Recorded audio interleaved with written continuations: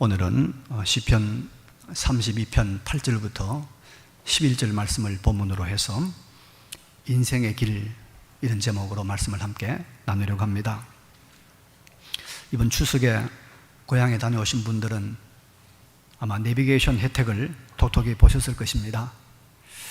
우리나라는 도로가 상당히 발달하고 있기 때문에 내비게이션이 없으면 참 길 찾아가기가 굉장히 힘이 들죠. 그런데 우주에는 여러분 GPX 인공위성이 24개가 돌고 있습니다. 이 24개의 GPS 인공위성과 우리 내비게이션하고 연결이 되면 언제 어디든지 우리가 정확하게 그 자리를 찾아가는 아주 참 좋은 그런 장치죠. 그러면 여러분, 우리가 땅에 있는 길은 이렇게 정확하게 찾아갈 수 있어서 좋은데, 우리 개인의 삶을 인도하는, 나의 인생길을 정확하게 바르게 인도하는 인생 내비게이션이 있으면 얼마나 좋을까요? 인생 내비게이션, 그죠? 근데 이 인생 내비게이션이 아주 없는 건 아닙니다. 단지 좀 감추어져 있고 또 사람들이 잘 찾지 않아서 그렇지, 인생 길을 알려주는 인생 내비게이션이 반드시 있습니다. 어디에 있습니까? 그것이 바로 성경에 있습니다. 여러분, 성경은 인생 내비게이션입니다. 우리가 성경대로 살면 정확하게 내가 가고자 하는 가장 아름답고 가장 이상적인 길을 걸어가게 됩니다. 성경이 시킨 대로 가면. 그래서 본문 8절에서 다윗은 이렇게 말하고 있잖아요. 내가 너의 갈 길을 가르쳐 보이고 너를 주목하여 훈계하리로다. 너의 갈 길을 가르쳐 보이겠다고 말씀하고 있습니다. 여러분, 우리가 인생은 한 번 삽니다. 젊은 이들이 나는 참 젊다고 뽐내지만은 여기 나이 많이 들으신 어르신들도 한때 젊은 때가 있었어요. 또 젊은 분들도 언젠가는 지금과 같은 나이 많은 분들 같은 나이 많은 때를 만나게 됩니다. 틀림없죠. 그리고 우리 모두가 다 마지막에는 마지막 호흡을 몰아쉬는 죽음의 순간을 맞이하게 됩니다. 그래서 우리는 정말 우리의 이 한 번 가는 인생길을, 한 번의 젊음, 한 번의 늙음, 한 번의 이 세월을 우리는 신중하게, 진지하게, 그리고 정확하게, 그리고 바르게 살아가야 될 줄로 믿습니다. 오늘 본문에서 우리는 인생의 바른 길을 하나님의 성령의 도움으로 찾아보도록 하겠습니다. 첫째는 9절의 말씀대로 사는 겁니다. 첫 번째는 9절의 말씀대로. 9절에 보니까 너희는 무지한 말이나 노새같이 되지 말지어다. 그것들은 제갈과 굴레로 단속하지 아니하면 너희에게 가까이 가지 아니하리로다. 이렇게 말하고 있습니다. 인생길을 보이겠다고 말한 다윗이 제일 첫 번째로 하는 말이 이런 말입니다. 이 제갈과 굴레가 있는 노새나 나귀처럼 살지 말아라, 그런 말입니다. 여러분, 이 제갈이라는 건 뭐냐 하면은 짐승들에게 입에 물려가지고 소리 못 내게 하는 게 있죠, 제갈. 굴레는 목에다가 걸어놓은 줄이죠. 줄입니다. 그래서 일반적으로 이런 노새나 나귀 같은 짐승들은 이런 쇠막대기나 줄로 외적인 힘을 가해서 땡기고 끌고 해야 말을 듣습니다.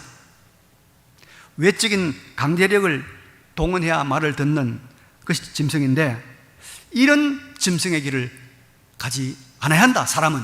그런 말입니다.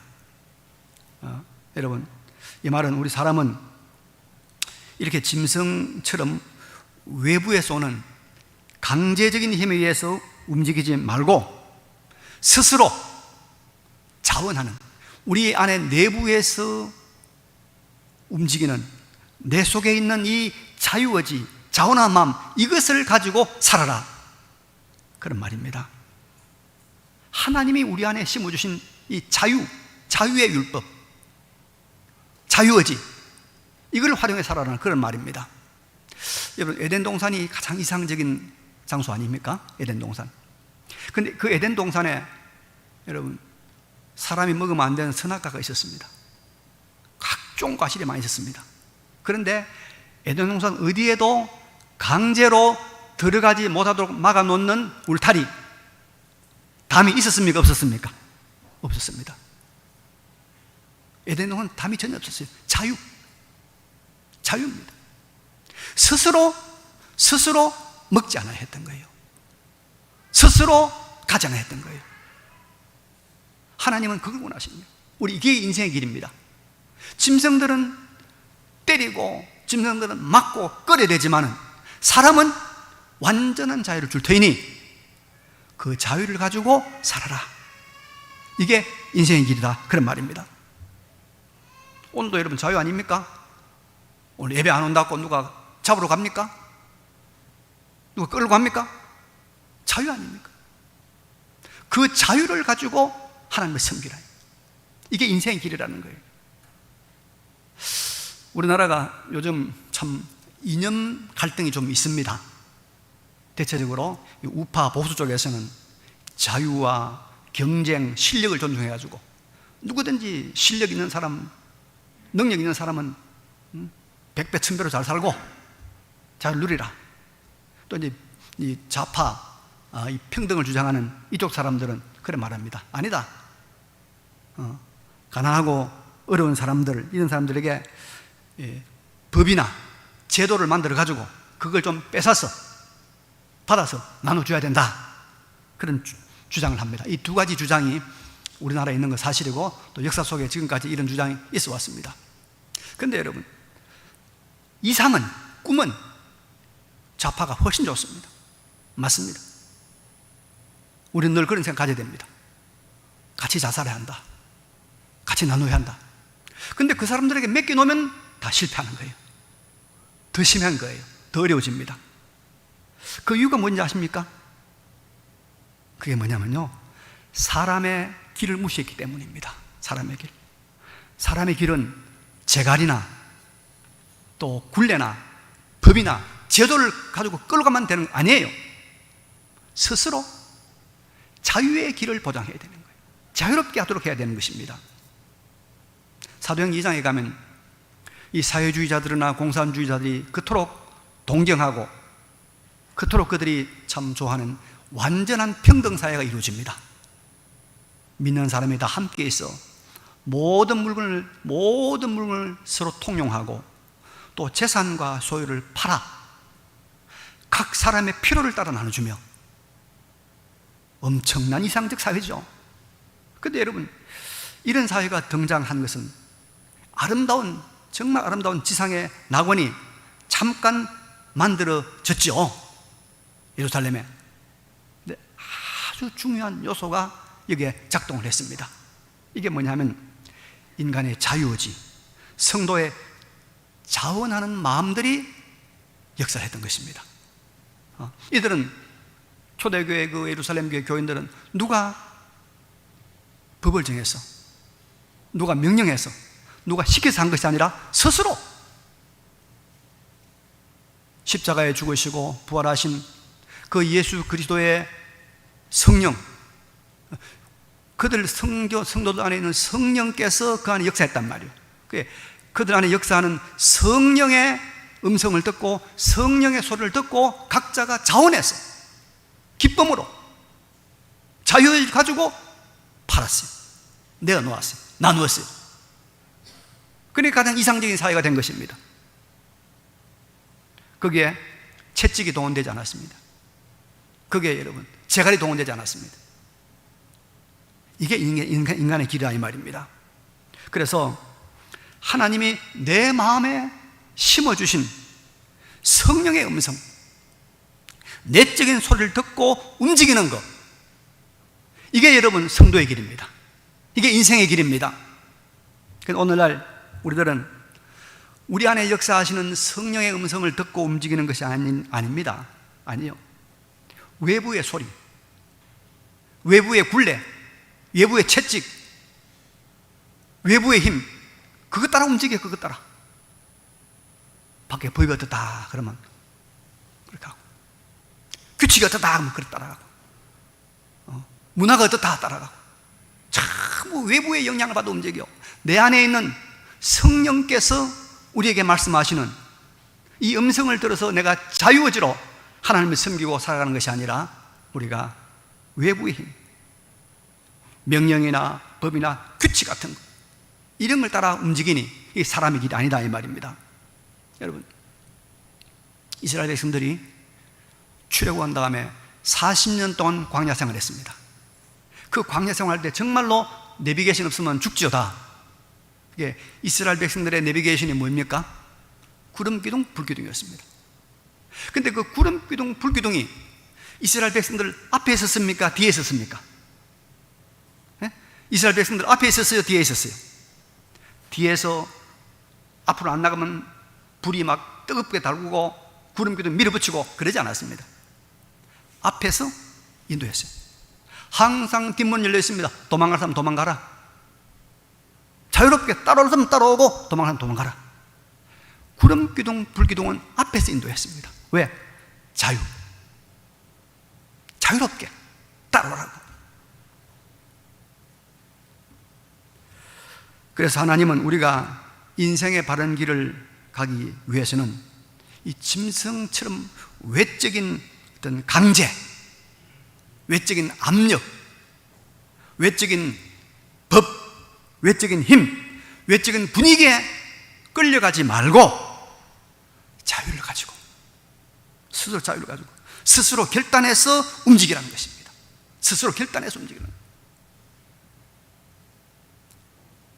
이번 우리 이 코로나를 겪으면서 이게 얼마나 절실한지, 절실하게 필요한지 몰라요. 밖에서 무슨 소리 하면 다 따라가는 거예요. 무슨 조그만 발표만 전부 그 따라가는 거예요. 하나님께서 우리 안에서 뭐라고 말씀하시는가?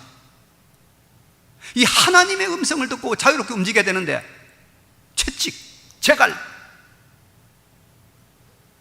그것 따라 움직인단 말이에요. 여러분, 기독교 역사는요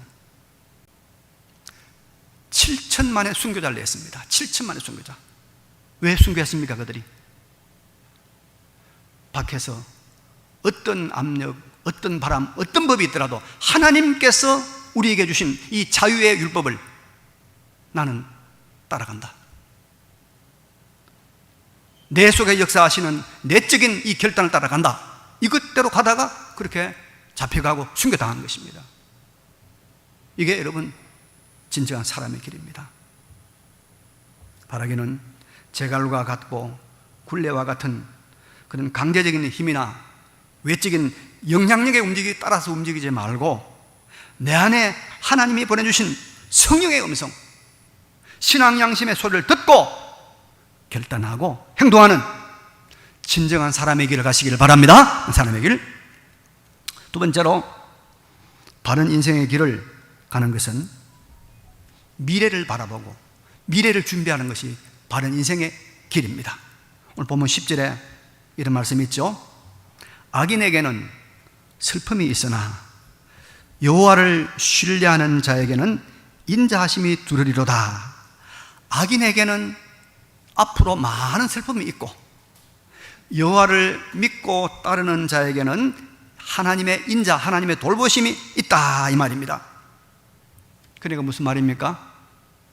슬픔이 있는 미래가 슬픔으로 연결되는 그 악인의 길을 가지 말고, 그죠? 하나님의 돌보심과 하나님의 인자하심이 있는 그 미래가 있는 여호와를 믿는 길로 가라 이 말입니다. 그럼 무슨 말이죠? 우리가 인생길을 바르게 가려면 항상 미래를 생각하는 거예요. 미래를. 이 길의 마지막이 슬픔인가? 이 길의 마지막이 하나님의 인자인가? 미래를 보라는 거예요. 미래를 봐라. 앞일을 생각해야 합니다. 왜냐하면 우리 인생은 불멸의 영혼을 가진 우리 인생은 영원한 미래가 있습니다. 불멸의 인생을 가진 우리는 영원한 미래가 있습니다. 그래서 우리는 항상 오늘이 아니라 내일을 생각하는 삶을 살아야 합니다. 이게 사람이에요. 오늘 생각하는 것이 아니라 내일을 생각하는 사람이, 그게 여러분 참 사람의 길이다 말이에요. 믿음의 조상 아브라함은 이렇게 말하고 있습니다. 그가 이방의 땅에 있는 것 같이 약속의 땅에 거류하며 동일한 약속을 위업으로 함께 받은 이삭 및 야곱과 더불어 장막에 거하였으니 이는 그가 하나님이 계획하시고 지으실 터가 있는 성을 바랐습니다. 아브라함은 그가 먼 미래에 들어갈 하나님이 계획하시고 하나님이 지으시는 그 하나님의 도성, 그 미래에 들어갈 하나님의 나라를 바라보며 가나안 땅에서 그가 나그네로 천막을 치며 살았다, 그런 말씀입니다. 사람의 길의 두 번째 길은 뭐라고요? 미래를 바라보며 사는 사람, 미래를 준비하는 사람. 그래서 여러분, 우리가 세상에서는 나무를 심는 사람을 참 우리가 훌륭한 사람이라고 말합니다. 왜냐하면 나무를 심는 사람은 지금을 보고는 나무를 못 심습니다. 30년, 60년 아들대, 손자대를 바라보고 나무를 심지요. 그래서 우리가 이렇게 미래를 바라보는 사람들을 우리는 참 훌륭하다고 이야기를 합니다. 사실 자녀를 낳고 또 아이를 키우는 것은 우리가 미래를 준비하는 것이죠. 미래를 준비하는 거예요. 오늘날 우리나라 젊은 사람들이 그저 현재가 조금 힘들다고 결혼도 하지 않고 아이도 안 낳고 그래 사는 것은 그건 미래를 보지 못하는 참 어리석은 행동이 아닐 수 없습니다. 우리가 전부 다 아이를 안 낳아보십시오. 얼마 있으면 대한민국 없어지지 않겠습니까? 세계 수많은 민족이 있지만은요, 그 민족들이 없어진 민족이 많이 있습니다. 그러나 우리가 이런 미래보다도 더 중요한 것은 우리의 영원한 미래를 준비해야 됩니다. 영원한 미래. 영원한 미래를 준비하지 않는다면 가장 어리석고 가장 미련한 인생길을 가는 것이 되고 맙니다. 지난 추석에 여러분들 적었겠지만 저는 아주 안타까운 소식 하나 들었어요. 제 초등학교 동창인데 아주 세상적으로 보면 참 잘 나가는 친구라고 그랬는데, 들으니까 이 팔목에 무슨 부종이 생겨서 팔목 부종을 수술하러 종합병원에 가서 수술을 했는데, 별거 아니라고 수술했는데 그만 깨나지 못하고 호흡이 정지가 되고 며칠 있다 세상을 떠나고 말았습니다.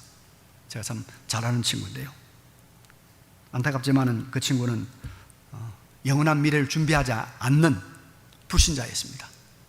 불신자. 여러분, 천국과 지옥을 우리가 바로 알아야 됩니다. 우리의 이 호흡이 끝나는, 이 마지막 호흡이 끝난 그 다음에는 영원한 천국과 지옥이 있습니다. 지옥에 대해서 아주 분명한 7가지 사실이 있습니다. 첫째는 지옥은 여러분 존재한다는 거예요. 반드시 있다는 거예요. 둘째는 지옥은 탈출이 불가능한 곳입니다. 탈출이 불가능해요. 나올 수 없어요. 셋째는 지옥은 마감, 끝이 없어요. 3,000년이고 5,000년이고 5만 년이고 끝이 있으면 좋겠는데 끝이 없어요. 넷째는 지옥에는 여러분 놀랄 만한 일이 있어요. 세상적인 관점으로 볼 때는 반드시 천국에 있어야 될 사람이 지옥에 와 있고, 이 사람은 지옥에 올 수 없는 사람 같은데도 천국에 가 있고, 그런 뒤바뀜이 있다는 것이죠. 다섯 번째는 지옥에 있는 자의 수가 엄청나게 많다는 것입니다. 엄청나게 많다는 것. 여섯째는 그것은 기도는 있으나 응답은 전혀 없다는 것입니다. 마지막으로 한 방울의 물을 그렇게 간절히 원하는 곳이 지옥이라는 거예요. 여러분, 우리가 미래를, 내일을 바라보고 내일을 준비하는 인생, 그것도 죽음 이후에 전이게 될 영원한 미래를 준비하는 그 인생길을 가는 것이, 그게 바른 길 아니냐 이 말이에요. 바른 길 아니냐. 항상 여러분 내일을 생각하고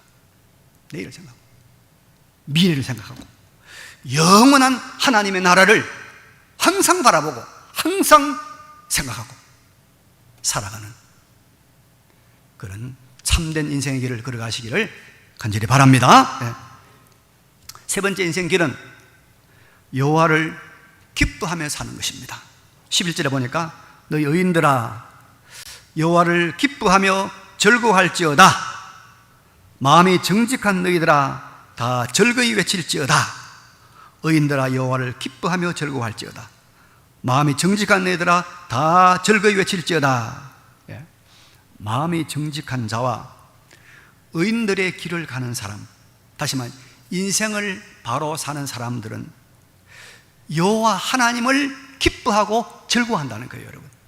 그래서 이번에 인생의 제일 목적이 뭡니까? 우리가 웨스민 신앙고백에서 제1문에 사람의 첫째 되는 목적이 무엇입니까? 하나님을 영화롭게 하고 영원토록 그를 즐거워하는 것이다. 그래 말하고 있지 않습니까? 이 사람이 기뻐하며 즐거워하며 산다는 것은 참으로 소중한 것입니다, 여러분. 아주 소중해요. 우리 건강에 얼마나 영향을 미치는지 몰라요. 영국의 데이비스 루이스라고 하는 과학자가 사람이 기쁠 때 신체에 어떤 변화가 있는가를 한번 과학적으로 연구를 했습니다. 그러니까 사람이 기분이 좋으니까 말이죠. 기분이 좋으니까 막 이런 뇌파, 또 심장, 파, 호르몬 이런 것들이 막 올라가는 거예요. 그래서 이걸 좀 정확하게 한번 수치적으로 한번 계산해 봐야 되겠다. 이래서 이제 이렇게 해본 거예요. 사람들에게 불러다가 공돈을 주니까 좋아해요. 공돈. 그렇죠? 그래서 10,000원을 주니까 또 좋아하고 그래서 체크를 했어요. 100,000원을 주니까 또 체크는 더 올라가고 100,000원 공돈 주니까 또 올라가고 1,000,000원을 주니까 더 올라가고 막 올라가는 거예요. 그렇게 계산을 딱 한 다음에 이번에는 뭔 실험을 해놓은 거니까 사람이 한번 신나게 정말 기뻐서 즐겁게 웃을 때, 정말 기분이 좋게 즐겁게 웃을 때 그 뇌파나 심장파를 체크하니까 돈을 얼마 줄 때하고 같으냐? 얼마 주면 될 것 같아요? 2,500만 원. 2,500만 원 공돈을 받을 때하고 한번 정말 신나게 웃을 때하고 그 올라오는 수치가 똑같다는 거예요, 여러분. 그러니까 우리 한 번 웃으면, 정말 제대로 웃으면 2,500만 원 버는 거예요, 그죠? 여러분. 지금 우리 한 1,000만 원 버는 사람이 있어 보니까, 1,000만 원.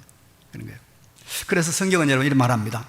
빌립보 4장 4절에 주 안에서 항상 기뻐하라. 항상 돈 벌어라 말이야. 항상 돈 벌어라. 항상 기뻐하라. 내가 다시 말하노니 기뻐하라. 그래 말하고 있는 겁니다. 그럼 여러분, 정말 사람이 언제 기뻐하고 정말 즐거워할 수 있을까요? 기뻐해야 되는데. 제가 몇 년 전에 어떤 목사님, 사모님 만났는데 저한테 이런 고민하더라고요. 목사님, 개콘 아시죠? 그래, 개콘. 개그 콘서트. 잘 몰랐거든요. 그래, 그걸 보세요.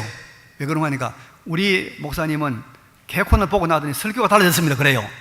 그래서 아니 설교가 좋아졌다니 내가 봐야지. 그래서 제가 이제 그때부터 개콘을 봤어요. 개콘을. 근데 그게 한참 보니까 별로 재미가 없더라고요. 아마 재미없다고 느낀 사람이 많은가 봐요. 지금은 개콘 프로그램이 없죠? 없죠. 네. 여러분, 이 세상이 주는 말이죠. 이런 그런 것들로 우리 사람이 진정으로 기뻐할 수 있느냐, 또 지속적으로 우리가 즐거워할 수 있느냐? 아니라는 겁니다. 기뻐할 수 없습니다. 세상이 주는 것은 잠시 잠깐이고 진정한 기쁨이 되지 않습니다. 그래서 본문이 이렇게 말합니다. 너 여인들아 여호와를 기뻐하며 즐거워할지어다. 여호와 하나님으로 인하여 기뻐하고 즐거워해야만 그것이 진정한 기쁨, 오래가는 기쁨, 없어지지 않는 기쁨이라고 말하고 있는 것입니다. 여러분, 다윗왕 아시죠? 다윗왕 우리 믿음의 참 모델 아닙니까? 다윗왕이 꿈이 하나 있었습니다. 물론 성전을 짓는 것도 꿈이었지만 그 전에 하나님의 법궤, 사울왕 때 블레셋에게 빼앗겼던 하나님의 법궤, 이 법궤를 예루살렘 자기가 있는 왕궁으로 모시고 오는 것이 꿈이었어요. 그래서 법궤가 어디 있는가 찾아보니까 법궤가 저 지방 아비나답의 집에 있는 거예요. 그래서 아비나답의 집에 있는 법궤를 옮기려고 가서 가져오는데 사람들이 잘 몰랐어요. 법궤를 아주 새로 만든 수레, 깨끗한 새 수레에 법궤를 싣고 소가 끌고 가는 거예요. 그런데 그 잘못된 게 뭐냐면 하나님의 법궤는 수레 끌면 안 됩니다. 어떻게 되죠? 레위인들이 어깨에 매야 돼. 어깨에 매야 돼. 그걸 모르고 그냥 수레에 싣고 가는데 중 가다 보니까 소들이 놀라가지고 벌떡을 뛰는 거예요. 소가 막 뛰니까 수레가 넘어질 것 같으니까 따라가던 그 우스한 사람이 법궤를 잡았어요. 잡는 순간 즉사한 거예요. 하나님의 법궤를. 그래서 이 큰일 났다, 이거. 큰일 났다. 이래서 이 법궤를 어디로 옮기냐면 오베데돔의 집에 옮겨 놨습니다. 3개월 동안 이 오베데돔의 집에 있는데 하나님께서 그 집에 놀라운 복을 주는 거예요. 무슨 복인지 모르겠지만 모든 사람이 다 알 수 있는 놀라운 복을 주신 거예요. 그래서 다윗이 다시 이 법궤를 가져야 되겠다. 그래서 이제는 다 조사해가지고 레위인들을 다 동원해가지고 준비를 완비가 한 다음에 레위인들이 이제 어깨에 이 잠들면 다 죽잖아요. 법궤를 딱 맸어요. 법궤를 딱 메고 6발자국, 하나, 둘, 6발자국 움직인데도 아무 이상이 없는 거예요. 너무 좋은 거죠. 그때 다윗이 하나님 앞에 소와 송아지를 잡아서 제사를 드리고, 그리고 다윗이 그때 너무 기뻐서 막 춤을 춘 거예요. 왕이 춤을 췄는데 너무 춤을 열심히 춰가지고 옷이 다 내려가 버렸어. 그런 일이 생겼습니다. 그때 다윗과 온 이스라엘 족속이 절거히 환호하며 나팔을 불며 여호와의 궤를 메오니라 그랬어요. 바로 이렇게 여호와 하나님으로 인하여서 기뻐하고 여호와 하나님으로 인하여서 즐거워할 때 진정한 기쁨, 왕이 옷이 흐르는 것도 모를 정도로 기뻐서 춤을 출 수 있는 그 즐거움이 하나님을 인하여 기뻐하는데 여기에 있다 이 말이에요. 여러분, 우리 성도들은 어떤 상황에서도 기뻐하고 즐거워할 수 있는 기쁨의 제목, 감사의 제목, 즐거움의 제목이 있는 줄로 믿습니다. 하나님이, 여러분, 하나님의 사랑이 있고 예수 그리스도의 대속의 은혜가 있단 말이죠. 세상에 나 때문에 하루 동안이라도 고생을 대신해 줄 사람이 있겠습니까? 없습니다. 그런데 하나님은 자기 아들을 우리를 대신해서 죽는 그 대속의 죽음의 자리까지 보내셨지 않습니까? 이런 하나님의 사랑이 있단 말이죠. 이런 대속의 은혜가 있단 말이죠. 이것만 생각하면 우리가 감사가 나오지 아니할 수 없는 것입니다. 하나님의 구속의 은혜가 있는데, 우리가 영원한 하나님의 자녀가 되었는데,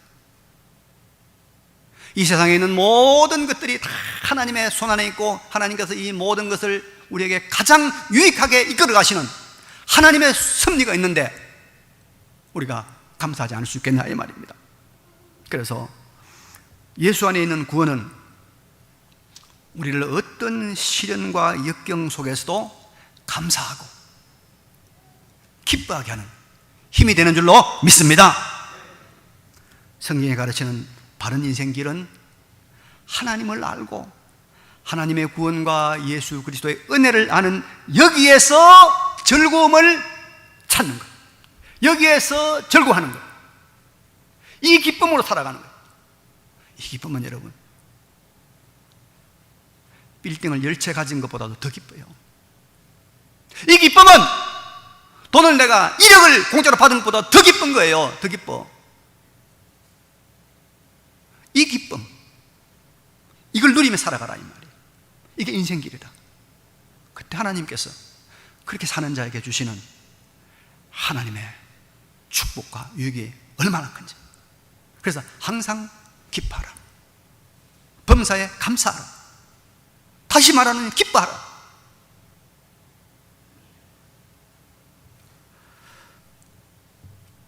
예수님께서 요한복음 4장 14절에 내가 주는 물을 마시는 자는 영원히 목마르지 아니하리니 내가 주는 물은 그 속에서 영생하도록 솟아나는 샘물이 되리라 그랬어요. 이 물은 영생의 물이죠. 또 이 물은 기쁨의 물입니다. 예수님이 주는 기쁨, 예수 그리스도로 말미암아 오는 기쁨, 이 즐거움은 영원히 갈하지 아니하는, 영원히 목마르지 아니하는 즐거움이고 기쁜 것입니다.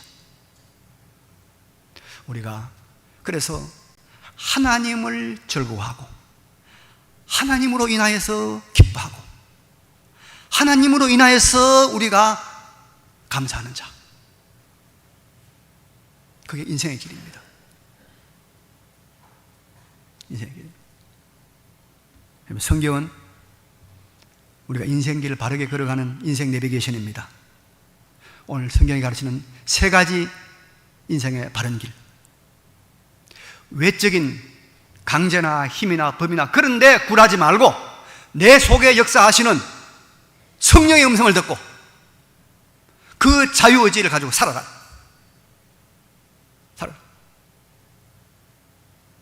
그대로 살다가 때로는 우리가 손해도 보겠죠. 때로는 욕도 먹겠죠. 때로는 죽기도 하겠죠. 그러나 그 길은 영원히 빛나는 생명의 길입니다. 생명의 길입니다. 두 번째, 우리는 미래를 준비해야 됩니다, 여러분. 미래를. 어디에 묻힐 것 한번 생각해 봐야 돼요. 네? 어디에 묻힐 것인가? 육신 묻힐 때는 다 준비해 놨죠? 우리의 영원히 살 영혼은 어떻게 할 것인가? 하나님 앞에서 우리가 머물 그 영혼의 그 자리는 어떻게 할 것인가? 그거 생각해 봐야 돼요. 그게 지혜로운 사람입니다. 바른 길 간 사람입니다. 마지막에 우리는 하나님으로 인해서 항상 기뻐하는 사람, 항상 즐거워하는 사람, 항상 우리가 만족하는 사람, 이 길을 걸어가시는 우리 모두가 되시기를 간절히 바랍니다. 네, 이 말씀을 기억하시면서 잠깐 우리 하나님 앞에 결단의 기도를 드리겠습니다. 걸어가시고 전능하신 우리 아버지 하나님, 은혜와 사랑을 감사를 드립니다. 여호와 하나님께서 우리와 함께 해주시고 은혜를 베풀어 주시기를 간절히 빌립니다. 바른 인생길을 걸어가는 우리가 될 수 있도록 성령이 도와주시고 성령이 역사하여 주시기를 간절히 빌고 올 때 우리 주 예수 그리스도 이름으로 기도합니다. 아멘. 하나님 우리 아버지, 우리에게 주신 인생길 우리가 깨달아 바르게 살아가게 하여 주옵소서. 하나님, 노새나 말처럼 제갈과 굴레와 채찍 따라 움직이는 것이 아니라 우리 안에 주신 성령의 음성을 듣고 자원하는 마음으로 기쁨으로 자유의지로 움직이는 우리들이 되게 하여 주시옵소서.